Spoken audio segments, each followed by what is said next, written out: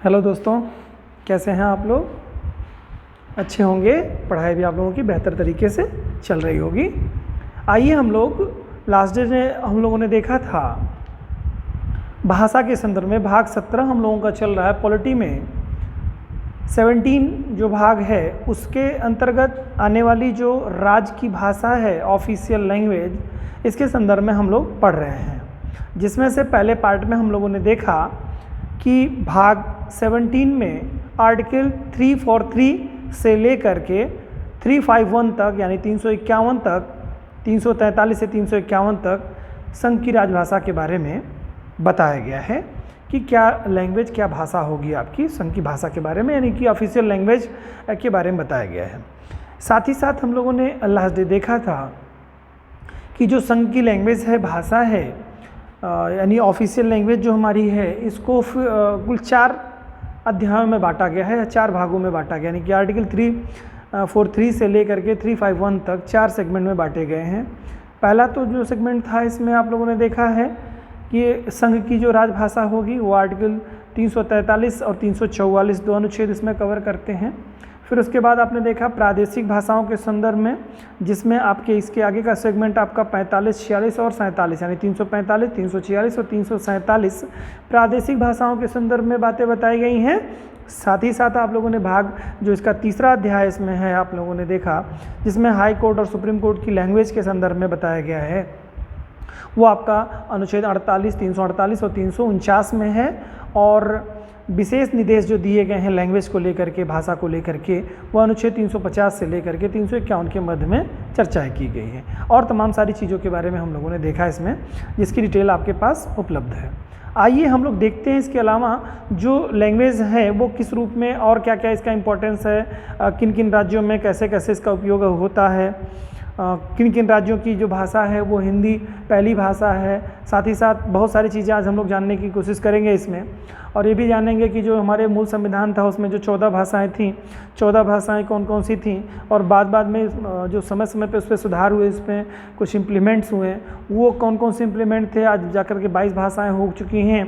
तो उसके संदर्भ में भी हम लोग तमाम सारे विषयों को देखेंगे। साथ ही साथ अभी जो क्वेश्चंस बनते हैं परीक्षाओं में बनते हैं, जो क्वेश्चन बड़े डीप गहराई में क्वेश्चन बन जाते हैं, साथ ही डिटेल आपको जानना बहुत ही आवश्यक है।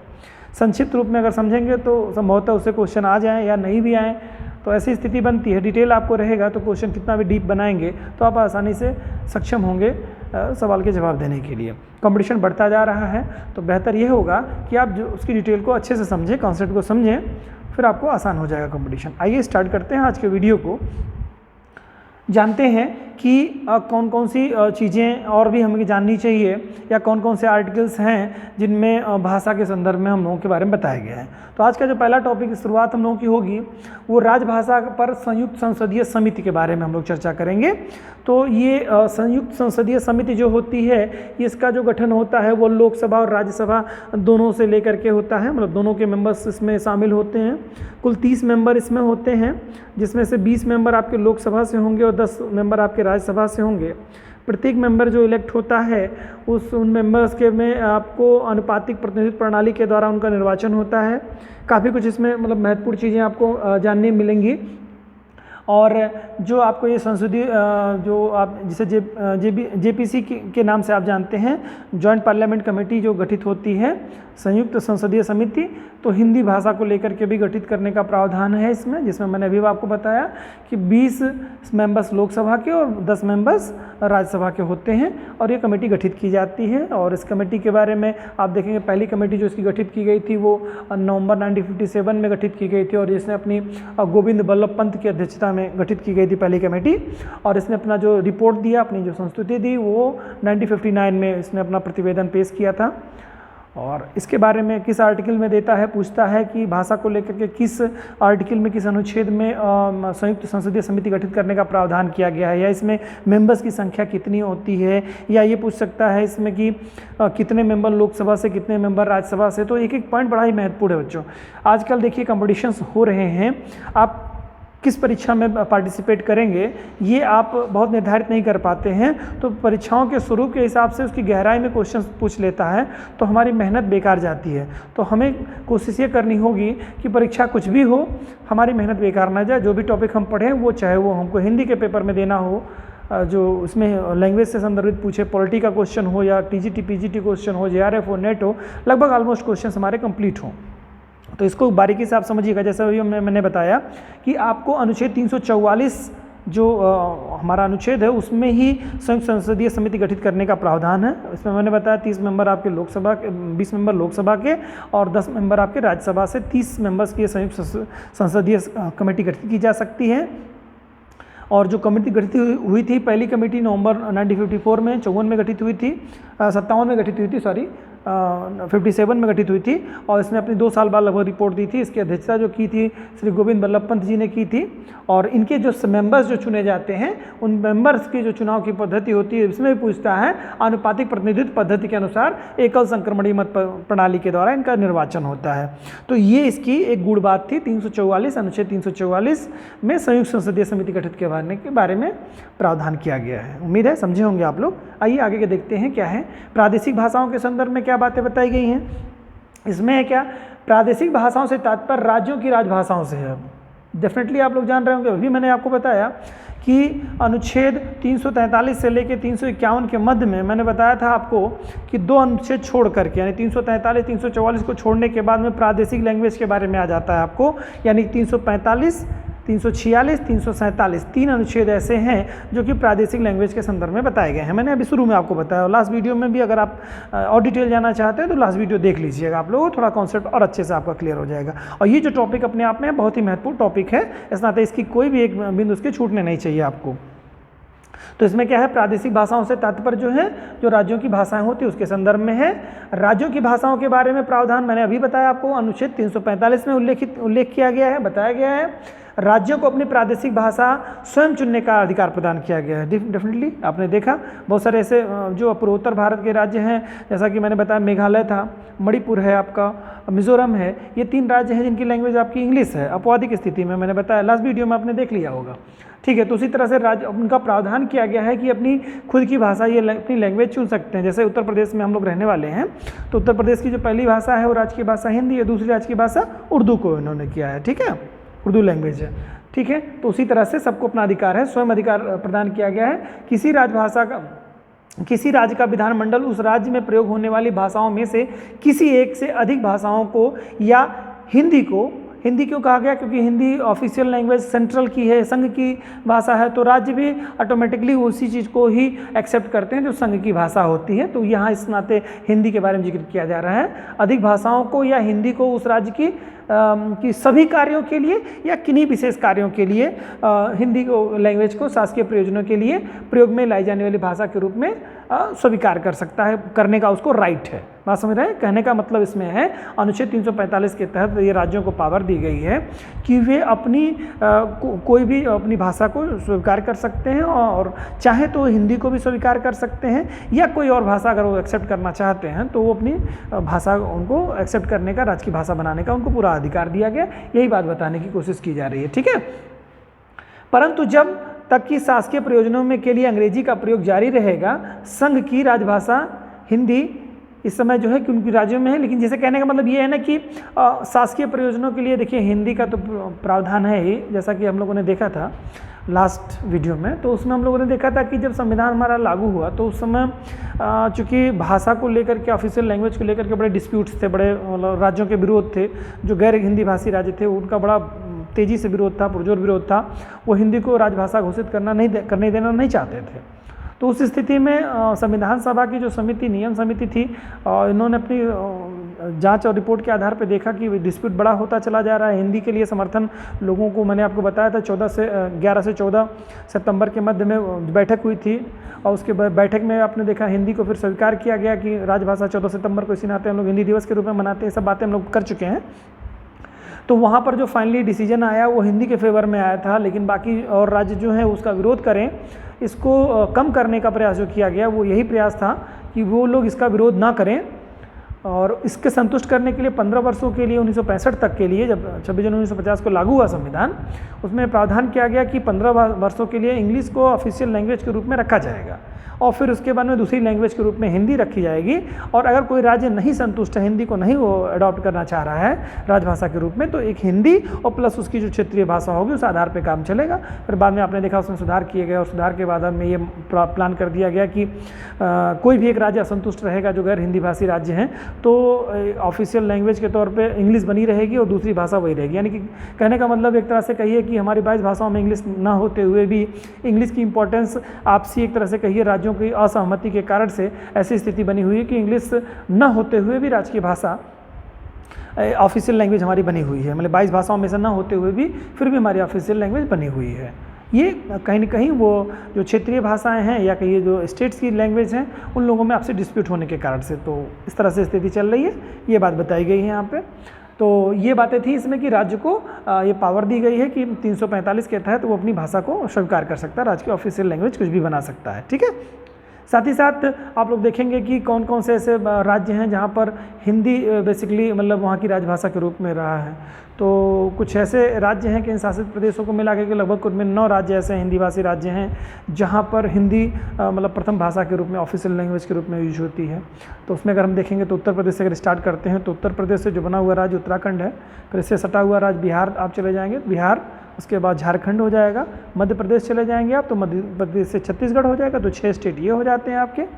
और साथ में आपका राजस्थान जुड़ जाएगा, हरियाणा जुड़ जाएगा, हिमाचल प्रदेश हो जाएगा, तो कुल टोटल 9 राज्य हो गए। और अगर केंद्र शासित प्रदेश दिल्ली को भी ले लेंगे तो कुल 10 ऐसे हो जाएंगे, राज्य हो जाएंगे। स्थिति बन जाएगी आपकी 10 राज्यों की जिसमें आप लोग हिंदी भाषा के बारे में देखेंगे लैंग्वेज। तो यहाँ पे देखिए लिखा हुआ है, जो लोग बच्चे देखना चाहें तो उसको देख सकते हैं, नोट कर सकते हैं। उत्तर प्रदेश, उत्तराखंड, मध्य प्रदेश, छत्तीसगढ़, बिहार से झारखंड, राजस्थान, हरियाणा, हिमाचल प्रदेश और एक केंद्र शासित प्रदेश दिल्ली में राजभाषा हिंदी लैंग्वेज है यहाँ की। ठीक है, इसके अतिरिक्त अहिंदी भाषी राज्यों में जो जहाँ पर दूसरी भाषा के रूप में हिंदी को एक्सेप्ट किया गया है, तो ये भी बड़ा दिलचस्प है। इसको भी आपको ध्यान रखिएगा कि दूसरी लैंग्वेज कहाँ पे, यहाँ पे ये जो 10 राज्य मैंने लगभग बताया, मतलब कि केंद्र शासित प्रदेश को लेकर के 10 आप इसको ऐड करिए राज्य में, वैसे 9 राज्य एक केंद्र शासित प्रदेश, तो 10 में जो हिंदी है यहाँ पहली भाषा इसकी राजकीय भाषा है। इसके अलावा कुछ ऐसे स्टेट हैं, लगभग 3 स्टेट हैं जहाँ की सेकेंड लैंग्वेज हिंदी के तौर पर है। उनमें कौन कौन से राज्य हैं आपके, इसमें आप देखेंगे महाराष्ट्र, गुजरात और पंजाब जो है,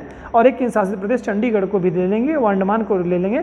यहाँ पर जो है द्वितीय भाषा के रूप में हिंदी है। ठीक है, तो ये बात थोड़ा ध्यान रखिएगा बच्चों कि आप लोगों की जो लैंग्वेज आपकी बनेगी वो इसी रूप में बनती चली जाएगी।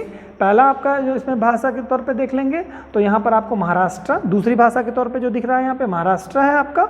और साथ ही साथ अगर आप देखेंगे इसमें ध्यान से समझिएगा, ये महाराष्ट्र है, गुजरात है, पंजाब है, ये 3 स्टेट ऐसे हैं बच्चों जो ये 3 स्टेट्स क्या कर रहे हैं, इनकी दूसरी लैंग्वेज मतलब दूसरी भाषा है, मतलब सेकंड लैंग्वेज जो स्टेट की सेकंड लैंग्वेज है वो हिंदी है।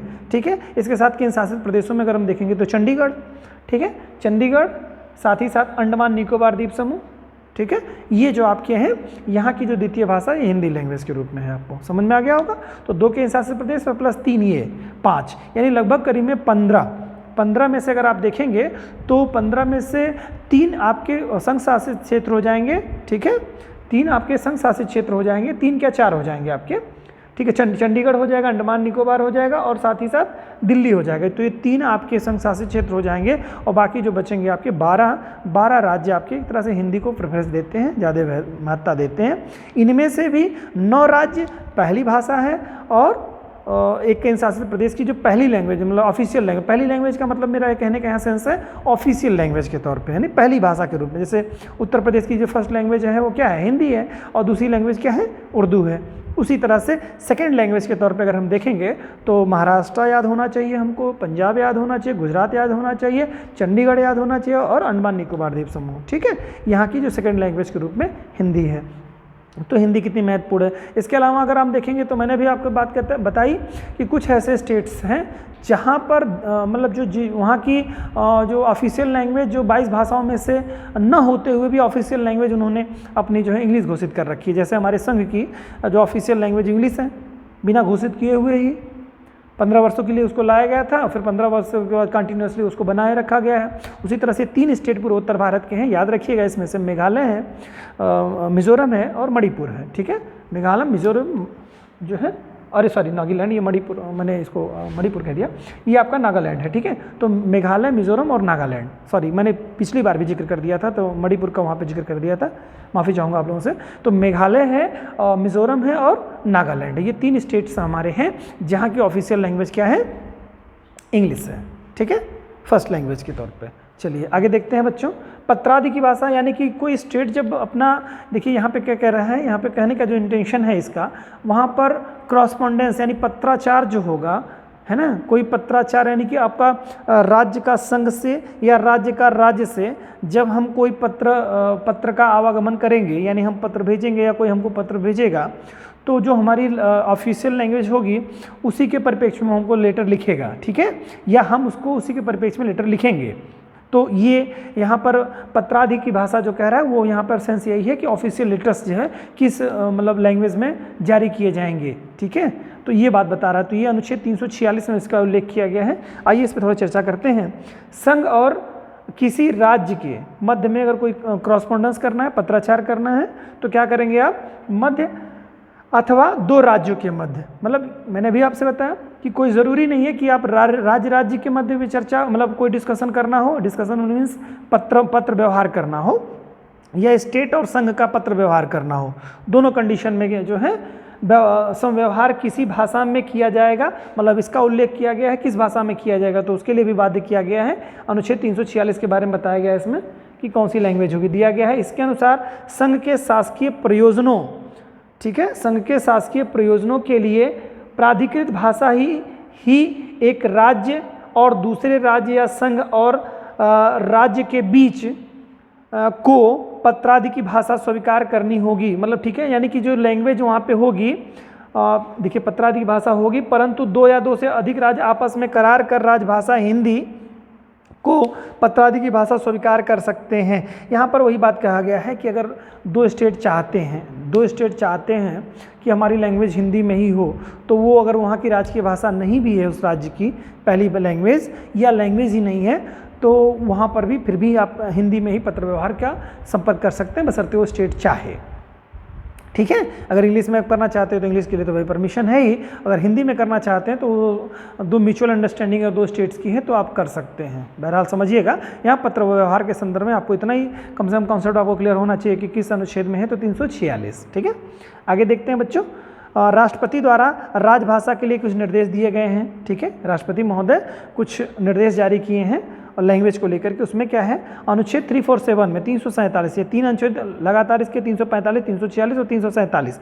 345 में क्या था आपका, 44 में क्या था आपका, यहाँ पर आपका था वो जो संयुक्त संसदीय समिति गठित करने के प्रावधान था। 345 में आपका था क्या, प्रादेशिक लैंग्वेज के बारे में बताया गया था। और 346 में जो है, 46 में पत्राधिक की भाषा लैंग्वेज किया गया है, और 347 में जो किया गया है उसमें राष्ट्रपति द्वारा राजभाषा के लिए जो निर्देशित किया गया है उसके संदर्भ में बताया गया। क्या कहा गया है इसमें राष्ट्रपति महोदय द्वारा, आर्टिकल 347 के तहत राष्ट्रपति को राजभाषा के बारे में राज्यों को निर्देश देने की शक्ति दी गई है, ठीक है, यानी राज्यों को स्टेट्स को निर्देशित कर सकते हैं।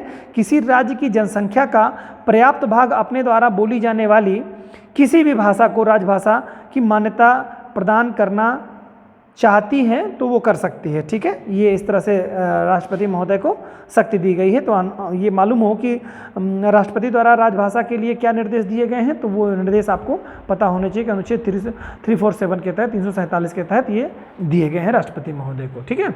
तो उसमें आगे की बात जो बताइए, मान्यता प्रदान करना चाहता है तो वह निर्देश दे सकता है कि उस भाषा को भी उस राज्य से संबंधित या किसी भाग से शासकीय मान्यता दी जाए। मतलब इस तरह से वही बात कहा गया है। कुल मिला के कहानी ये है इसकी कि राष्ट्रपति महोदय ये परमिशन दे सकते हैं कि मतलब उनसे कि वो किसी राज्य की क्या लैंग्वेज हो सकती है, उसके लिए हिंदी को मतलब एक प्रेफरेंस दिया जाए। तो अनुच्छेद 347 में इसका उल्लेख किया गया है, ये बात आपको याद होनी चाहिए।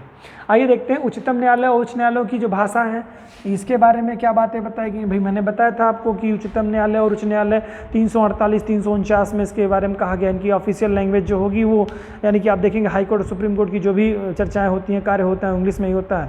कोई भी लैंग्वेज वहाँ के एडवोकेट जो भी चर्चाएँ होंगी, आपने कभी अगर सुना होगा तो देख लेना, आपको मालूम होना चाहिए कि जो भी कार्रवाई होती है तो वहाँ पर इंग्लिश में ही कार्रवाई होती है, ठीक है। वहाँ पर जो भी एडवोकेट चर्चा करते हैं जज महोदय से, या जो भी पत्र व्यवहार या जो भी लिखा पढ़ी की जो चीज़ें होती हैं सब इंग्लिश में होती हैं। कहाँ पर? हाई कोर्ट और सुप्रीम कोर्ट में। इवन आप जिला न्यायालय तक भी देखेंगे, डिस्ट्रिक्ट मजिस्ट्रेट साहब अगर कोई सुनवाई कर रहे होते हैं तो मोस्टली लोग उस पर इंग्लिश में ही चर्चा करते हैं, जो अच्छे वकील होते हैं। तो सारी लैंग्वेज मोस्टली इंग्लिश में ही होती है। तो यहाँ हाई कोर्ट और सुप्रीम कोर्ट की लैंग्वेज के बारे में 348 और 349 में इसके बारे में बताया गया है। आइए देखें क्या बताया गया है। अनुच्छेद 348 के तहत उच्चतम न्यायालय है ना, सुप्रीम कोर्ट एवं उच्च न्यायालय की कार्रवाई तथा संसद एवं राज्य विधान सदनों में विधेयकों, अधिनियमों, बहुत ही महत्वपूर्ण है, यहाँ बारीकी से समझते जाइएगा कि देखिए ये तो उच्चतम न्यायालय और उच्च न्यायालय में तो है ही है, साथ ही साथ और कौन सी कार्रवाई में है? कार्रवाइयों में संसद की कार्रवाई, राज्य विधानमंडल के दोनों सदनों के विधायिका अधिनियमों तथा अध्यादेशों आदि के लिए प्रयोग की जाने वाली भाषा संबंधी प्रावधान किए गए हैं अनुच्छेद 348 में। इसमें क्या कहा गया है? सुप्रीम कोर्ट और हाई कोर्ट के सभी कार्रवाई अंग्रेजी भाषा में होगी। अभी मैंने आपसे बताया कौन सी लैंग्वेज? इंग्लिश लैंग्वेज होगी। तो ये बहुत ध्यान से सुन लीजिएगा कि सुप्रीम कोर्ट और हाई कोर्ट की जो कार्य पद्धति है, क्रिया जो होगी वहाँ पे, या ऑफिशियल लैंग्वेज जो होगी वो इंग्लिश लैंग्वेज होगी आपकी, ठीक है। दूसरी बात क्या है? संसद एवं राज्य विधानमंडलों में प्रस्तुत विधेयकों या प्रस्तावित संशोधनों की जो लैंग्वेज होगी उसके लिए भी यही प्रावधान किया गया है। इनके द्वारा पारित सभी अधिनियमों में भी यही लैंग्वेज का उपयोग किया जाएगा, ठीक है। और साथ ही साथ राष्ट्रपति एवं राज्यपाल द्वारा जारी सभी आदेशों में भी इसी लैंग्वेज का प्रयोग किया जाएगा। संसद एवं राज्य विधानमंडल द्वारा बनाई गई विधियों के अधीन निर्मित सभी नियमों और विनियमों और उपविधियों को प्राधिकृत पाठ अंग्रेजी में होंगे। यानी कि ये सब कुछ आपका जो कह रहा है, ये सारी कार्रवाइयाँ किस में होंगी? आपकी इंग्लिश में होंगी। यहाँ पर एक स्पष्ट रूप से उल्लेख कर दिया गया है, तो आपको मालूम होना चाहिए, ठीक है। वैसे अगर आप देखेंगे अभी आगे चल के हम लोग चर्चा करने वाले हैं इसमें कि राष्ट्रपति या सदन के बारे में बात करें, अगर लोकसभा है या राज्यसभा में बात करें तो ऑफिशियल लैंग्वेज जो हमारी है उसमें अगर कोई व्यक्ति अपनी अभिव्यक्त नहीं कर सकता, अपनी बात को नहीं कह पा रहा, स्पष्ट रूप से नहीं कहने की उसकी सक्षमता है, तो उस स्थिति में उसको उसकी जो मदर टंग है उसमें बोलने का उसको मतलब पूर्ण रूप से अभिव्यक्त नहीं कर पा रहा है तो उसको उसकी मदर टंग में बोलने की परमिशन दे सकते हैं लोकसभा अध्यक्ष, या राज्यसभा में है तो राज्यसभा के सभापति महोदय ऐसा कर सकते हैं, या सदनों के कोई राज्य विधानमंडल है तो वहाँ के सदन के जो भी मतलब एक तरह स्पीकर जो होंगे वो परमिशन दे सकते हैं, ठीक है, उनको उतनी लैंग्वेज में बोलने का कहने के लिए, ठीक है। आगे है बच्चों व्यथा निवारण के लिए भाषा। व्यथा निवारण, देखिए व्यथा मतलब यानी कोई समस्या, कोई प्रॉब्लम है आपको, ठीक है, कोई प्रॉब्लम है। मान लो आप कहीं जर्नी करने किसी ऐसे स्टेट में चले गए जहाँ की स्टेट की लैंग्वेज, इवन मैं मान लेता हूँ कि आप कलकत्ता चले गए और कलकत्ता में आप गए तो कलकत्ता की जो लैंग्वेज है बंगला है, तो बंगला में वहाँ पे सारी चीज़ें आपको होंगी, बंगला में बात करेंगे, लेकिन आप सक्षम स्थिति में नहीं हैं कि आप बंगला आप नहीं बोल सकते अपने, या उन्होंने कहा कि एप्लीकेशन लिखो तो आपने एप्लीकेशन लिखी तो आपने क्या है अपनी लैंग्वेज में लिख दिया। मान लो पंजाबी है तो आपने पंजाबी में लिखना शुरू कर दिया, या किसी और लैंग्वेज में के रहने वाले हैं तो लिखना शुरू कर दिया, तो वो ऐसा नहीं कह सकते कि नहीं भाई आप अपनी लैंग्वेज में नहीं बंगला में लिखो तभी हम एप्लीकेशन लेंगे। तो मतलब ये व्यथा निवारण के लिए भी परमिशन दी जा सकती है कि आप उस राज्य की कुछ भी भाषा हो वहाँ पर अपनी समस्या कहने के लिए आपको आपके लैंग्वेज में कहने का परमिशन दिया जाएगा, अपनी बात को लिखने का परमिशन दे दिया जाएगा, ठीक है, और ट्रांसलेटर उसको ट्रांसलेट करके उनको आसानी से उपलब्ध करा देगा। समझ में रहे बात को? तो ये बात ध्यान रखिएगा। व्यथा निवारण के लिए अनुच्छेद 350 में उल्लेख किया गया है, इसका एक महत्वपूर्ण अधिकार प्रदान करता है। इसे प्रत्येक व्यक्ति, ठीक है, प्रत्येक व्यक्ति नागरिक अनागरिक यानी कि कोई भारतीय हो या भारतीय गैर भारतीय हो, दोनों के लिए कंडीशन कहा गया है। अब सवाल यहाँ पर देखिए, भारतीय गैर भारतीय हो या स्टेट दूसरे स्टेट का हो, मैंने दोनों बातें यहाँ पर मेंशन आप करेंगे, तो नागरिक हो या अनागरिक हो दोनों को राइट मिला हुआ है। अपनी व्यथा निवारण के लिए संघ या राज्य के किसी अधिकारी या प्राधिकारी को संघ या राज्य के में प्रयोग होने वाली किसी भाषा में आवेदन दे सकता है, ठीक है, और अतः किसी आवेदन को केवल इस आधार पर अस्वीकार नहीं किया जा सकता है कि वह राजभाषा में नहीं है, यानी राजभाषा यानी कि हिंदी और इंग्लिश में और कह रहे हैं वो, या उस राज्य की जो राज्यभाषा है, ध्यान रखिएगा, उस राज्य की राज्यभाषा है, जैसे मान लो नागालैंड में भी आपने देखा, मिजोरम में देखा, मेघालय में देखा, वहाँ की ऑफिशियल लैंग्वेज इंग्लिश कर दिया गया है, आपको इंग्लिश नहीं आती है, तब आप क्या करेंगे, तो वहाँ पर वो सेंस में है किसी भी राज्य की जो ऑफिशियल लैंग्वेज हो, कोई ज़रूरी नहीं आप उसमें करें, परमिशन आपको दिया गया है अनुच्छेद 350 में। ठीक है, समझ गए होंगे बात को।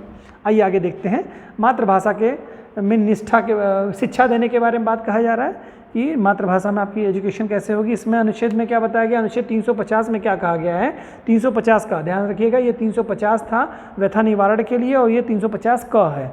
ओके, तो 350 क, ठीक है, 350 के तहत भाषाई अल्पसंख्यक वर्गों के बारे में विशेष प्रावधान किया गया है। ठीक है, भाषाई आधार पर हमारे यहाँ जानते हैं जो अल्पसंख्यक भाई घोषित किए गए हैं उसमें क्या है, दो बातें, एक तो हमारे यहाँ धार्मिक और भाषाई दोनों आधारों पर अल्पसंख्यक घोषित किए गए हैं। ऐसे एग्जाम में क्वेश्चन पूछा हुआ है, अभी हाल ही में कुछ परीक्षाएं हुई हैं, उसमें क्वेश्चन पूछा था कि हमारे यहाँ जो लैंग्वेज है किस आधार पर है, तो बहुत सारे बच्चों ने जवाब ऐसे दिए कि भाषाई आधार पर है, तो भाषाई आधार पर, लेकिन धार्मिक आधार भी उसमें है, धार्मिक और भाषाई आधार पे हम लोगों के यहाँ लैंग्वेज निर्धारित की गई है। ठीक है, तो उसमें अल्पसंख्यक घोषित की गई है भाषा, तो उसमें क्या करा, भाषाई अल्पसंख्यक वर्गों के बारे में विशेष प्रावधान किया गया है 350 का में। यह प्रावधान कब किया गया, सातवें संविधान संशोधन 1956 के द्वारा यह जोड़ा गया। ठीक है, इसके तहत प्रत्येक राज्य और उसके स्थानीय प्राधिकारियों को यह दायित्व होगा कि वह भाषाई अल्पसंख्यक वर्गों के बालकों को प्राथमिक स्तर पर मातृभाषा में शिक्षा की पर्याप्त सुविधा उपलब्ध कराने का प्रयास करेगा। ठीक है, जो भाषाई अल्पसंख्यक भाई हमारे हैं उनके बच्चों को जो बेसिक एजुकेशन है उनकी मातृभाषा में उपलब्ध कराने की व्यवस्था के बारे में प्रावधानित किया गया है। इसमें राष्ट्रपति इन सुविधाओं को सुनिश्चित करने के लिए राज्यों को आवश्यक निर्देश भी दे सकता है। ठीक है, यानी कि अगर ऐसा लगता है राष्ट्रपति महोदय को कि ऐसा नहीं हो पा रहा है, मातृभाषा में सुविधा की समुचित व्यवस्था नहीं हो पा रही है, तो राष्ट्रपति महोदय इसमें आदेश जारी भी कर सकते हैं कि उनको जो भाषाई अल्पसंख्यक भाई हमारे बच्चे हैं उनको मातृभाषा में उनकी लैंग्वेज में उनको एजुकेशन, बेसिक एजुकेशन दी जाए। ठीक है, ये अनुच्छेद 350 क में उल्लेख किया गया है। आगे बच्चों 350 ख में क्या बात कही गई है, उसमें कहा गया है भाषाई अल्पसंख्यक आयुक्त की नियुक्ति के बारे में बताया गया है। इसमें राष्ट्रपति महोदय को पावर दी गई है। क्या पावर दी गई है, संविधान के अनुच्छेद 350 ख के तहत भाषाई अल्पसंख्यक वर्गों के लिए राष्ट्रपति द्वारा एक आयुक्त नियुक्त करने का प्रावधान किया गया है। क्या किया गया है, एक 350 ख के तहत राष्ट्रपति महोदय को शक्ति प्राप्त है कि भाषाई अल्पसंख्यक जो वर्ग हैं इनके लिए एक आयुक्त नियुक्त करने का प्रावधान किया गया है। ओके, इसके अलावा बच्चों क्या है, हिंदी भाषा के विकास के लिए, ठीक है, हिंदी भाषा के विकास के लिए बहुत ही महत्वपूर्ण है, ये क्वेश्चन एग्जाम में बार बार पूछता है बच्चों, ये थोड़ा ध्यान रखिएगा, मैं इसको डिटेल आपको बता दे रहा हूँ। हिंदी भाषा के विकास के लिए कुछ निर्देश दिए गए हैं, कुछ जारी किए गए हैं, गाइडलाइन जारी की गई है भारत सरकार के द्वारा। क्या जारी की है वो सुनिए ज़रा ध्यान से।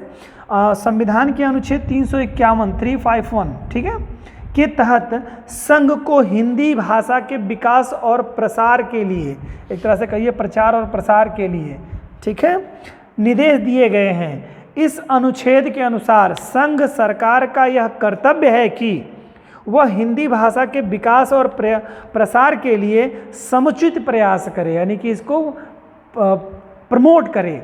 हैं, जो भारत सरकार है वो क्या करे, संघ सरकार क्या करे, का ये कर्तव्य है उसका बनता है संघ सरकार का कि वह ऑफिशियल जो लैंग्वेज है उसका विकास करे, ठीक है, और उसका प्रसार भी करने का भरसक प्रयास करे।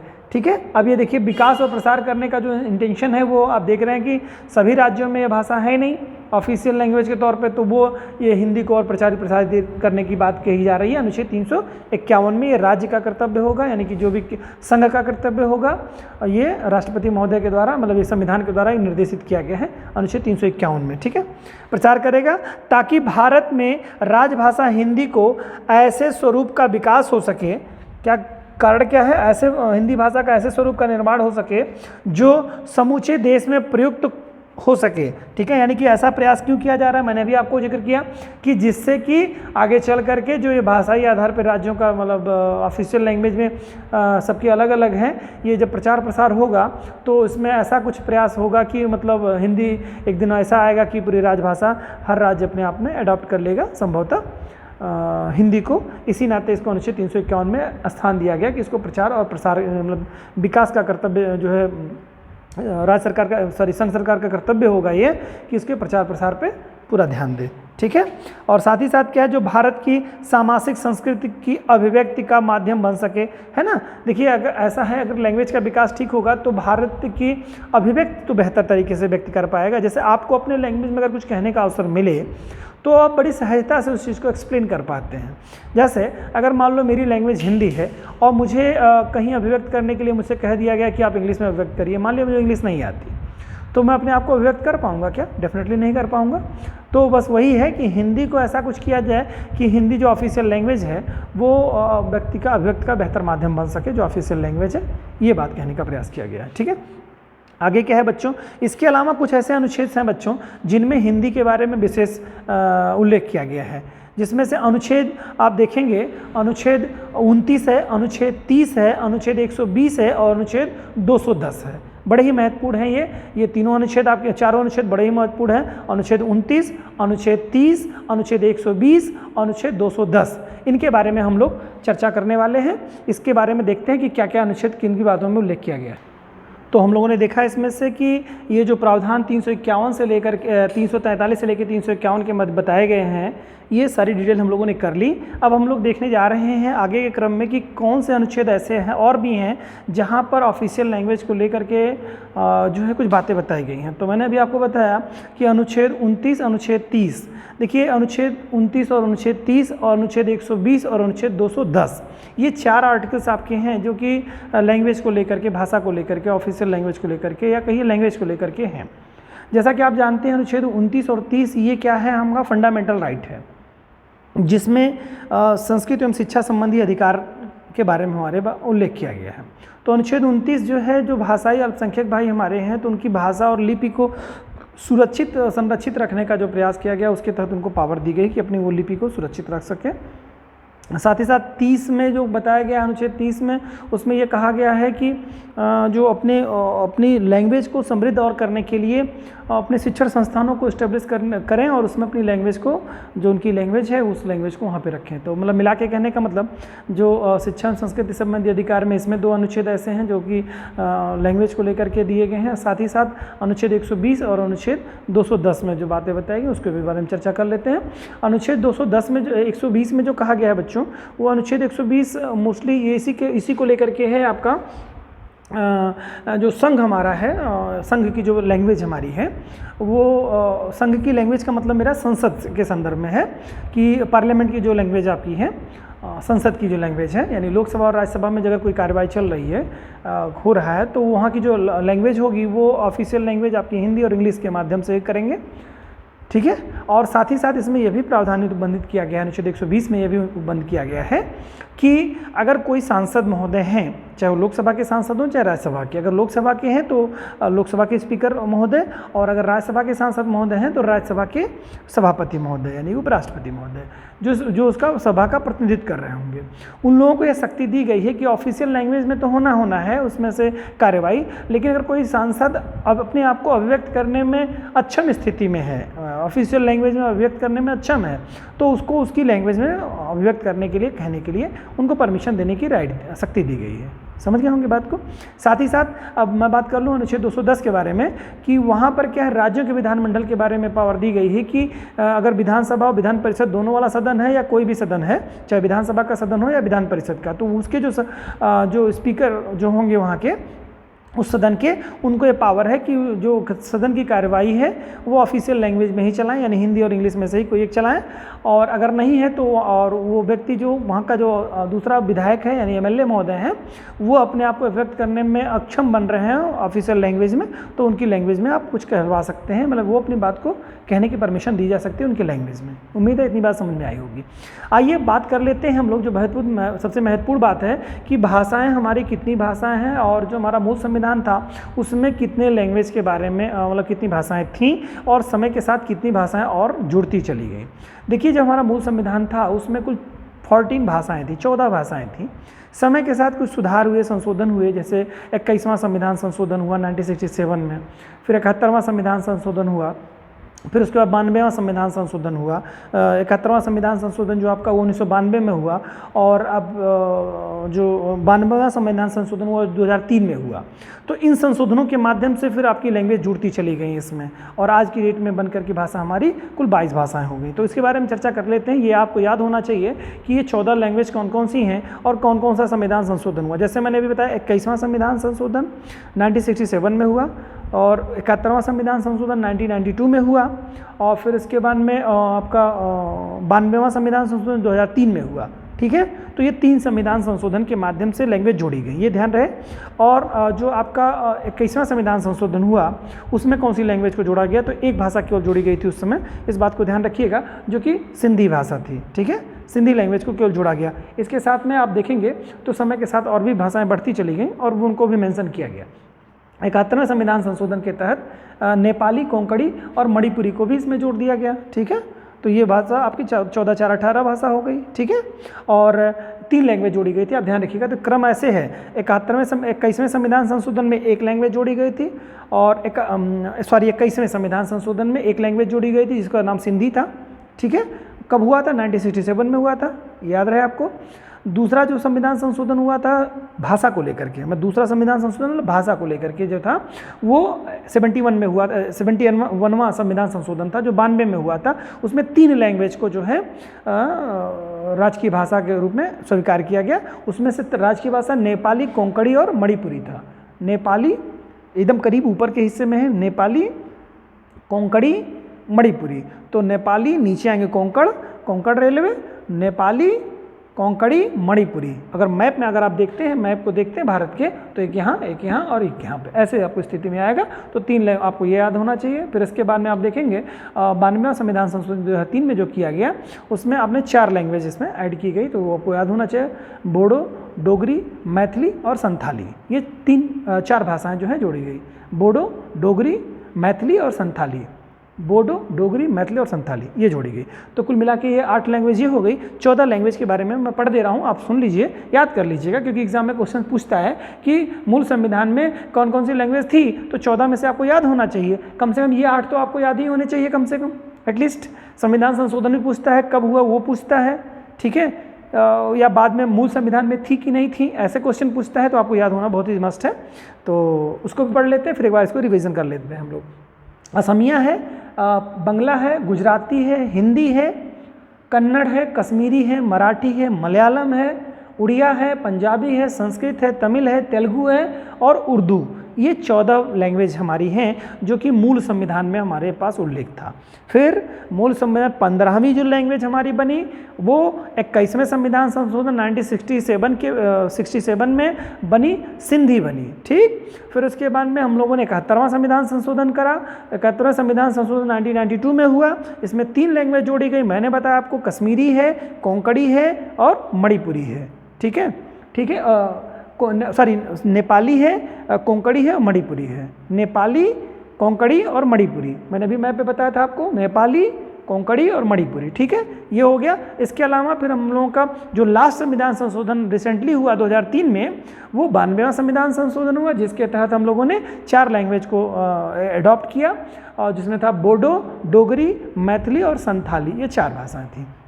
तो इस तरह से आज हम लोगों ने देखा ऑफिशियल लैंग्वेज क्या होती है, कौन कौन सी ऑफिशियल लैंग्वेज के लिए क्या क्या प्रावधान संविधान में किए गए हैं, और किस रूप में सारी चीज़ें होती रहती हैं, यानी कि संघ की कौन सी भाषा होती है के लिए कौन से आर्टिकल में दिया गया, प्रादेशिक भाषा के लिए कौन से आर्टिकल में उल्लेख किया गया है, हाई कोर्ट, सुप्रीम कोर्ट की जो ऑफिशियल लैंग्वेज होती है उसमें किस में प्रावधान किया गया है, संघ की जो विधानमंडल है उसकी लैंग्वेज के बारे में अनुच्छेद 120 में हम लोगों ने देखा, और जो आपकी विधानसभाएं जो हमारी हैं राज्यों की विधानमंडल हैं उनके लिए अनुच्छेद 210 में प्रावधान किया, उसके बारे में देखा, और उसके बाद में जो विशेष निर्देश दिए गए उनके बारे में देखा, और संभवतः लैंग्वेज के बारे में भी सारी चीज़ें हम लोगों ने समझी कि 14 हमारी मूल भाषाएं थी जो संविधान लागू हुआ था, उसके बाद में फिर 8 भाषाएं बाद में हमारी जोड़ी गई, 3 संविधान संशोधन किए गए, 21वां, 71वां और 92वां, ये सारी चीज़ें हम लोगों ने जानी। उम्मीद है कि इससे सारे क्वेश्चन इसी से आपको आ जाएंगे और एक अच्छी समझ आपके अंदर विकसित हुई होगी कि आप मेंस को अच्छी तरीके से लिख भी पाएंगे, और प्री में भी आपके